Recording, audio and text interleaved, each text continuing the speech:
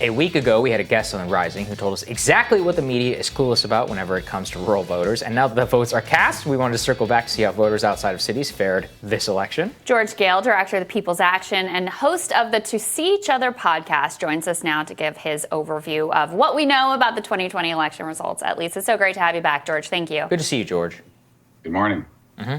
So you come at this from a progressive lens. You've been organizing and doing deep canvassing in rural communities, and rural America continues to overwhelmingly shift towards backing Republican candidates. What do you make overall of these election results? What are maybe some of the positive indications, and what are some of the missed opportunities?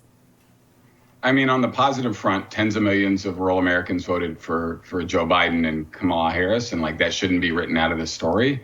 And then I think on the looking in the mirror, we're 10 years into a populist moment in this country that many Democratic candidates just fail to embrace. And people know somebody is taking them to the cleaners, whether that's pharmaceutical companies, the big banks, health insurance companies.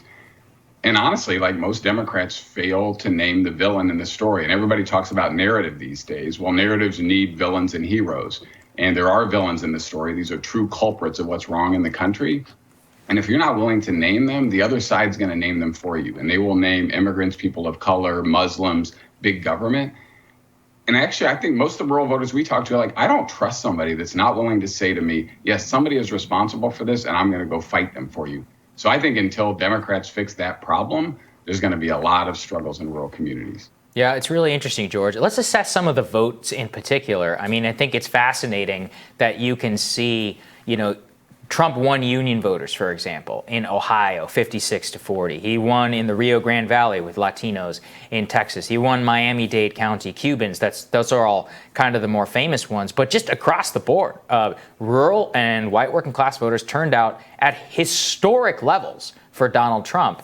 And the gains that you were trying to make there with many of these rural voters and others didn't, at least I think it's fair to say, probably didn't work out. Why do you think that happened from the Biden-Harris messaging? Well, I think first, Democrats, progressives have no infrastructure in most of these communities, have written them off for decades. There's no organizing in rural communities, actually not in small cities or medium-sized cities like Kenosha. No infrastructure. We are not in relationship with people. We are not having a conversation with people. People don't know who we are and what we stand for. And until you fix that, you're going to struggle because people are trying to make meaning of why their conditions are declining in America, how the country is changing. And if we're not there to inform that meeting, the other side will. I don't know if I mentioned this last time, but one of the things we've seen over the last few years is things like this. The flyer that got sent to me from an organizer in North Carolina.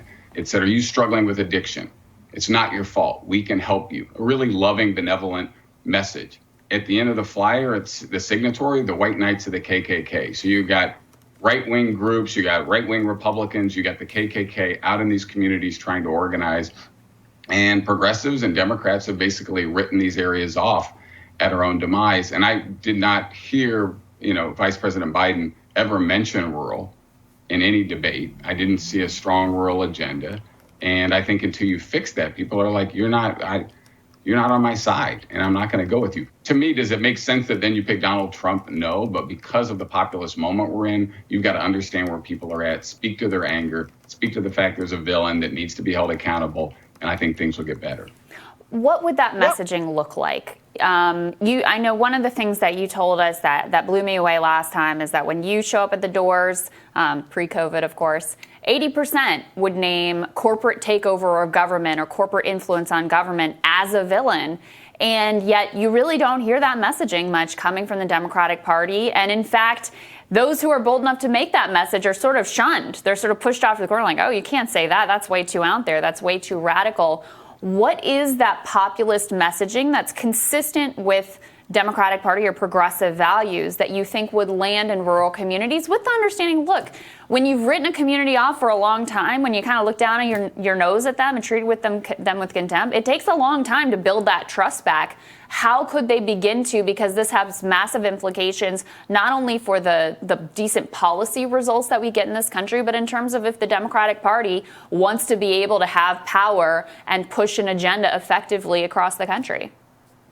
Yeah, ruralorganizing.org did a poll that showed strong support for corporate accountability messages. This is a poll that was sent out to about 8 states and rural communities. People are seeking more of a message around holding pharmaceutical companies accountable, holding health insurance accountable, and want to see a politician that's going to go toe-to-toe with them. There's a reason that we see like amazing energy around Bernie Sanders and his message, around AOC and her message, and Donald Trump and his message. And so I think the problem really is, let's be honest, and you guys know this as well as anybody, like big parts of the Democratic Party are too close to those institutions to be able to say that.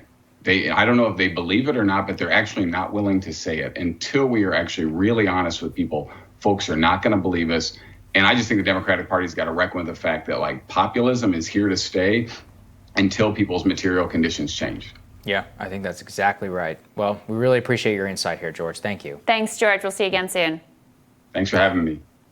Next on Rising, Pennsylvania Lieutenant Governor John Fetterman. He returns to talk about that imminently tight vote count when Rising returns.